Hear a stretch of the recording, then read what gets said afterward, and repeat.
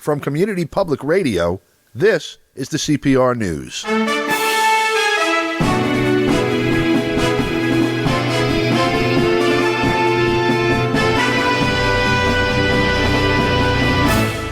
From New York, I'm Don DeBar.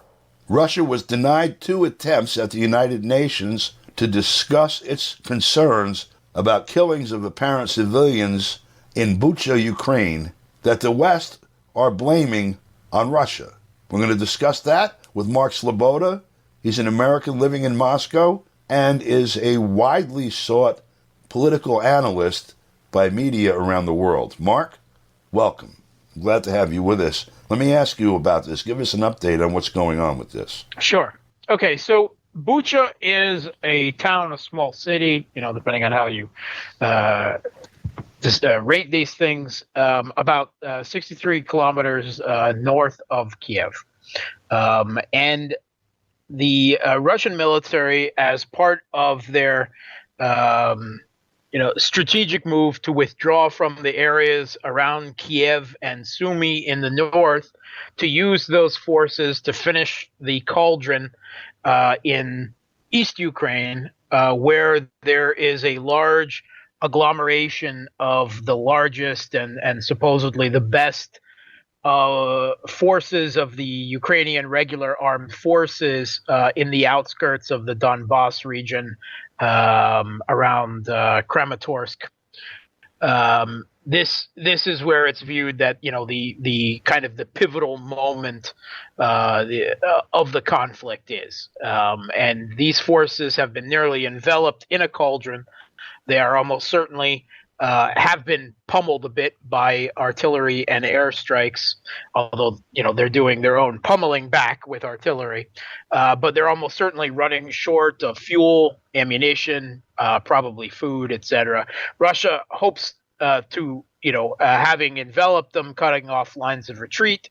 They had an opportunity to retreat earlier, but evidently Zelensky said no.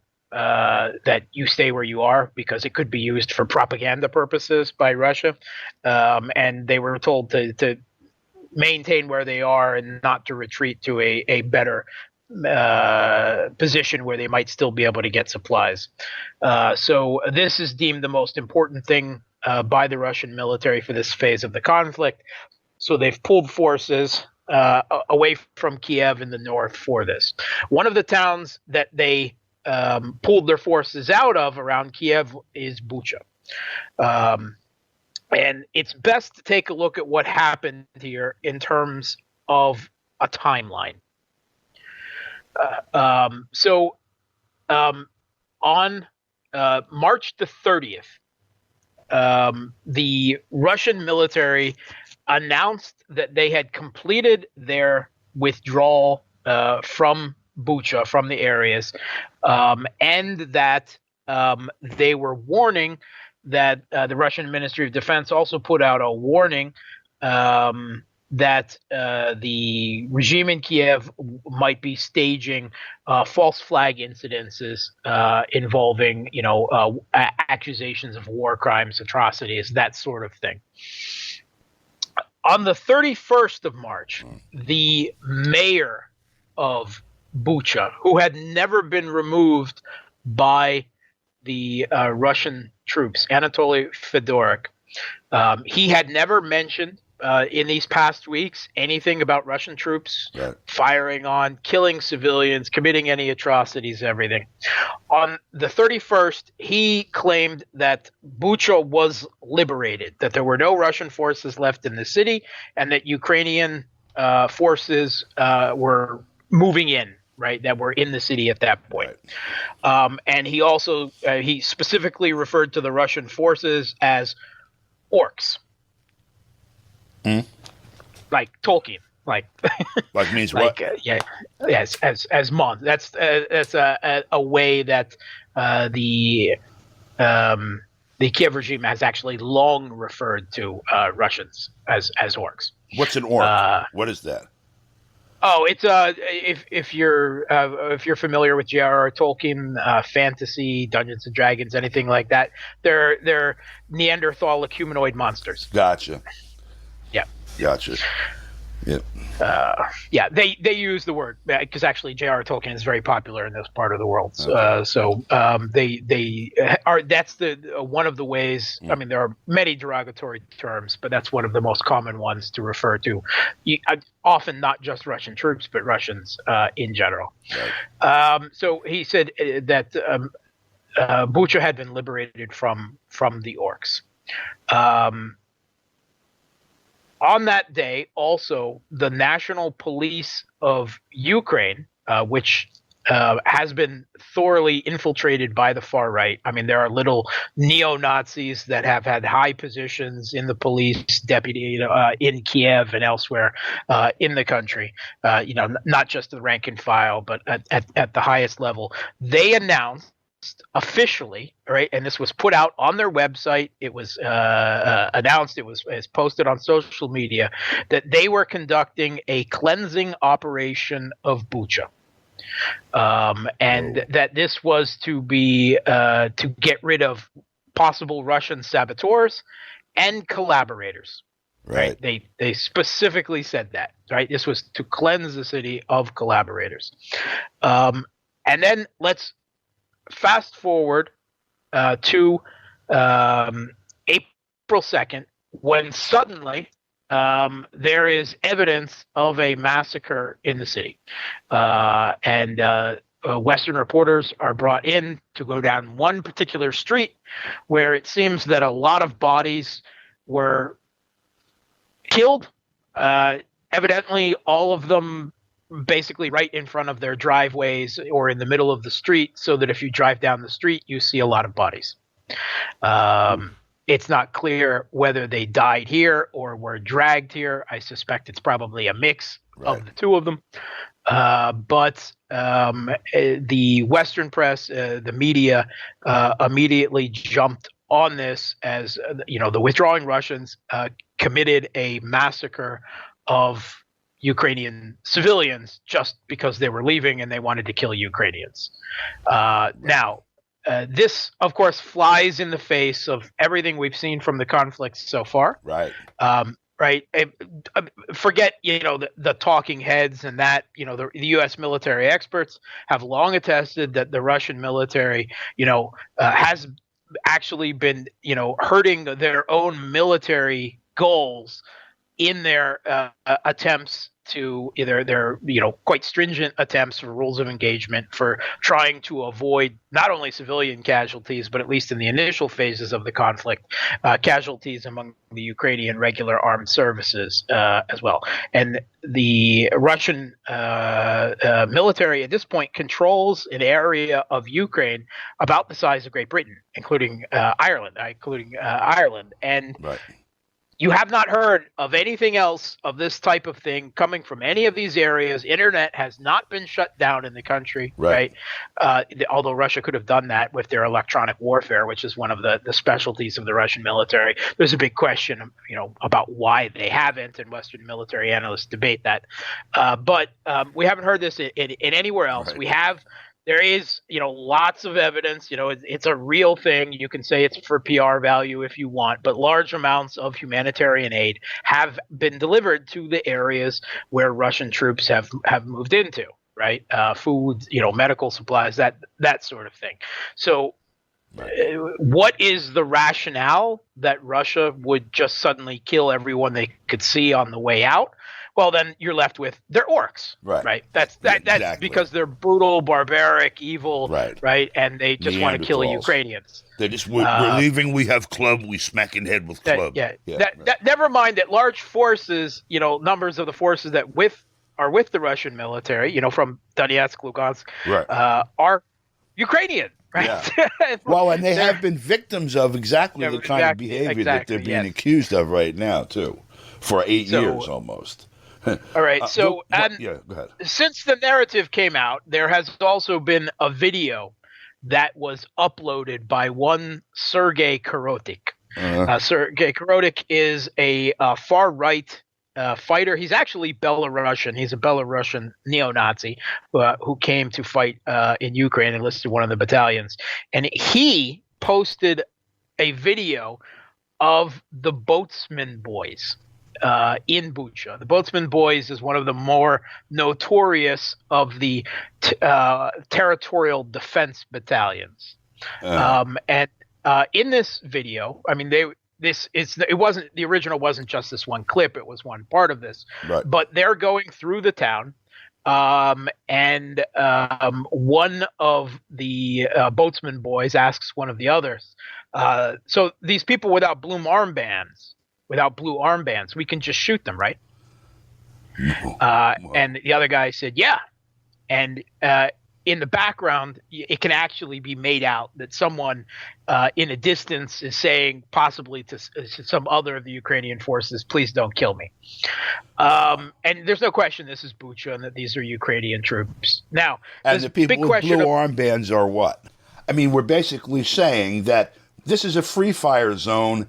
You can kill anything that moves except for people that have blue armbands. Yeah. So, I was just getting to that. A large, at least in the pictures that were put out by the AP driving through the city, it was specifically written up also by Reuters in their report from on the ground that they were shown some bodies with white armbands. Now, in this conflict, one of the ways that troops are using to quickly identify each other, because the camouflage is not the same, but it's similar, right? Is to use colored armbands to minimize as much as possible friendly fire, right? Accidents.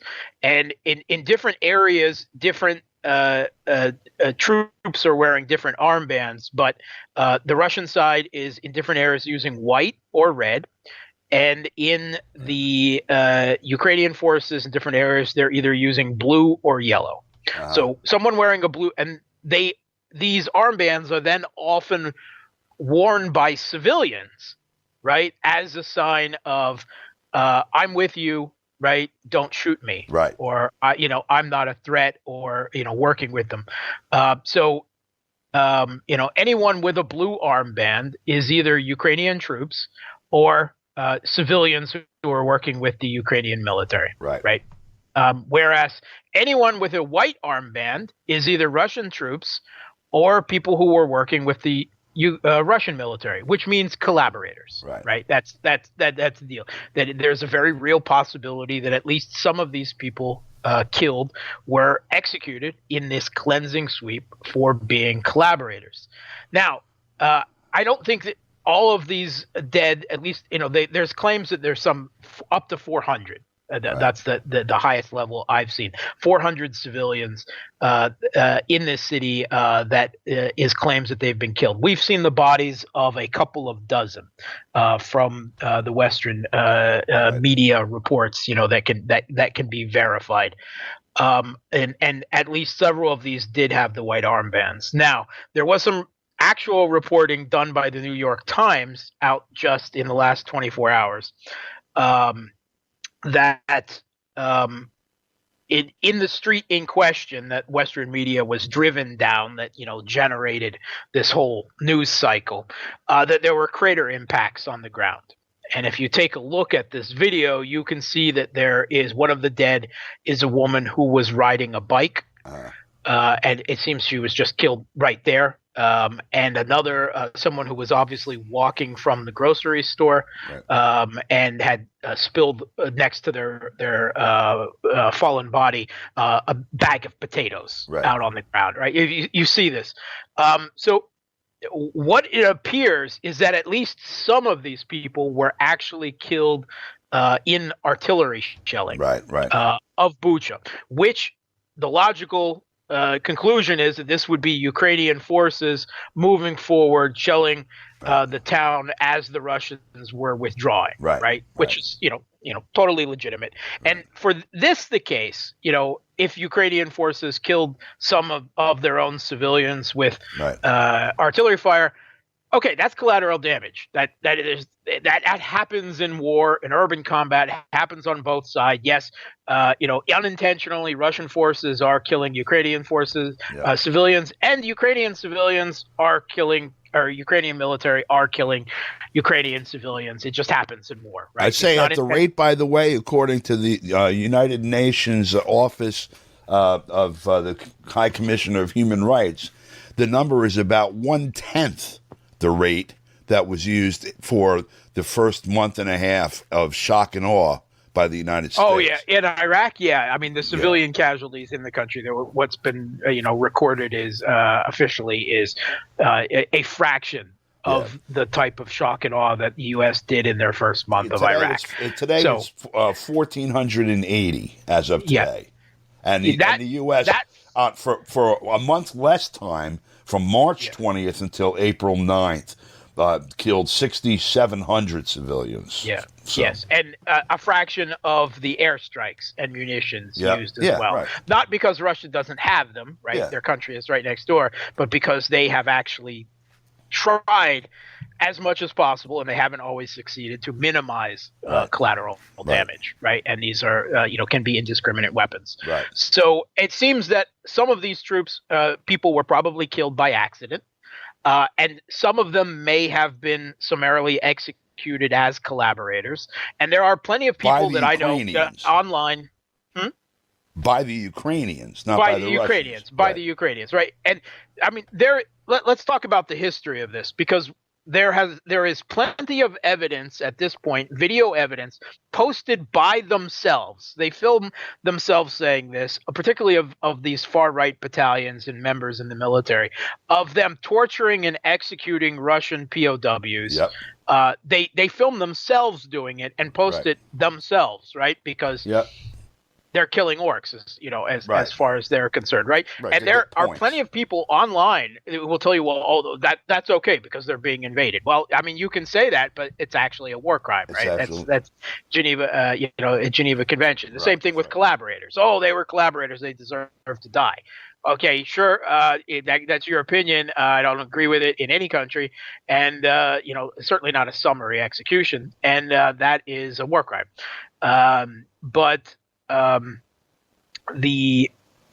Also, I mean, this is the Ukrainian press has reported about the number of officials that Ukrainian officials who have been summarily executed on the street by on a couple of cases, their own intelligence services, the SBU, or in another couple of cases by these far-right battalions, Azov and others in the capital, because the people that they were killing were declared traitors, right? Collaborators, right? Yep. And they on at least one occasion, video was where they filmed themselves, surrounding the guy's car in the middle of the street and filling it full of machine gun holes. That was a former deputy director of the Ukrainian intelligence forces. They just executed him and filmed it on the street.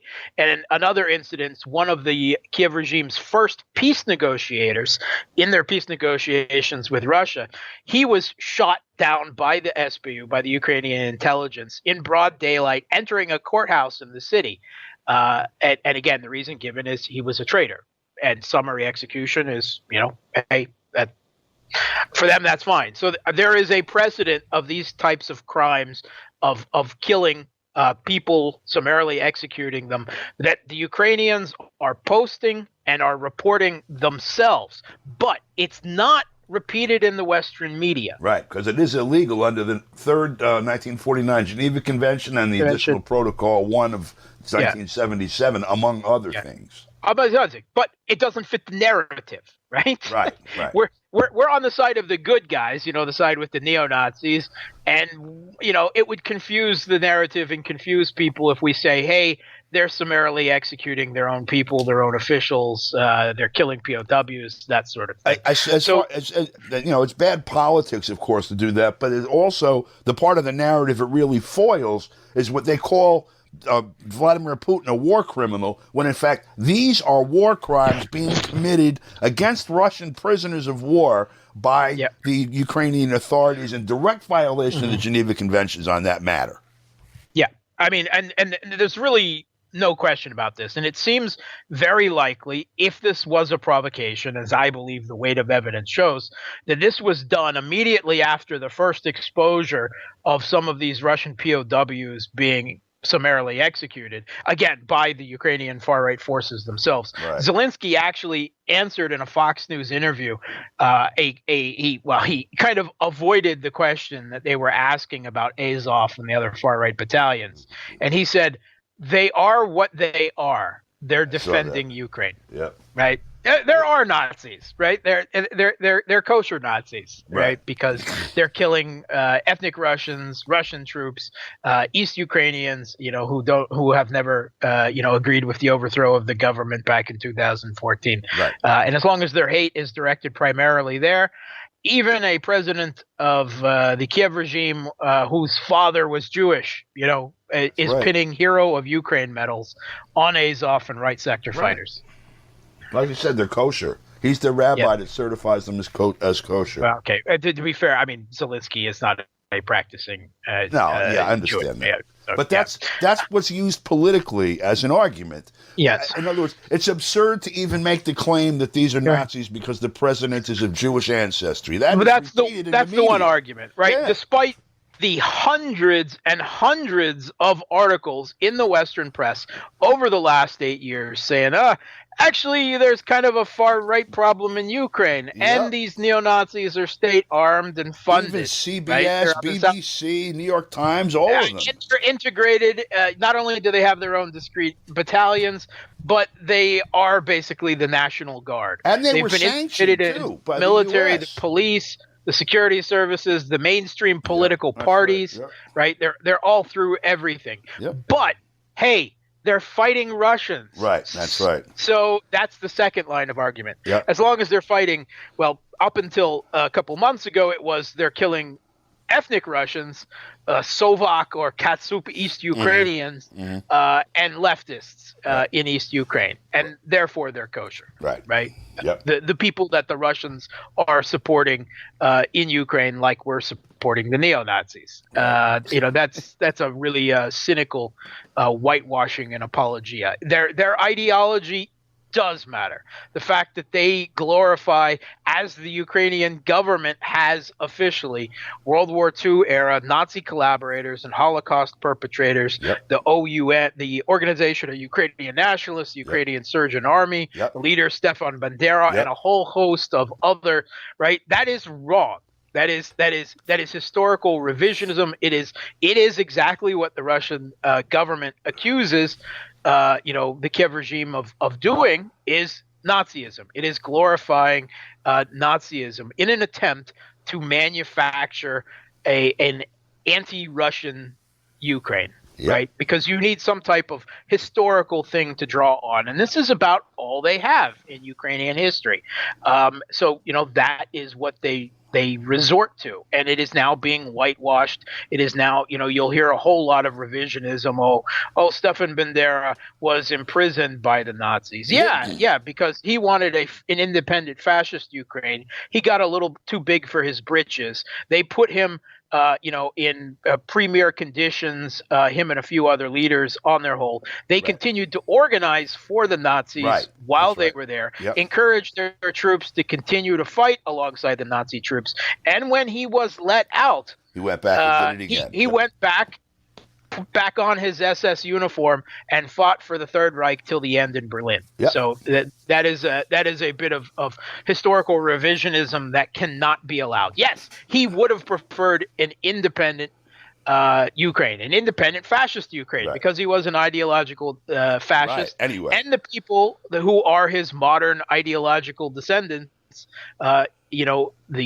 all of these far-right battalions, the politicians, in the mainstream parties that support them, that is banderism. That is you've got even more Ukrainian Nazism. You got ideologues like the C14 group, for example, where they actually will, and on videotape and in English, describing their ideology, and their ideology is identical to the Nazis, except they believe they are the true Aryans. They're the largest country in Europe. That's what they say. I guess they don't see Russia in Europe, and are the largest Aryan country in Europe, and therefore it's now their historic role to lead the Aryan people to the to their destiny.